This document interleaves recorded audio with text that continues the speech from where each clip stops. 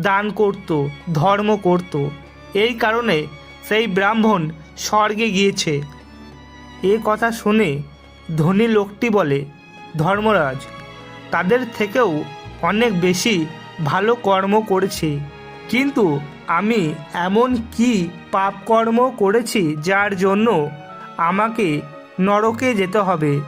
যমরাজ বললেন, হে দুষ্ট লোক, মনে কর তুই সেই অসহায় বিধবা নারীর প্রতি অন্যায়ভাবে দোষারোপ করেছিলিস এবং তার অপমান করেছিলিস। তাকে ব্যভিচারিণী ও পতিতা বলে তার চরিত্র হরণ করেছিলিস। রাজা তোর কথা শুনে অসহায় বিধবা নারীকে মৃত্যুদণ্ড দিয়েছিলেন।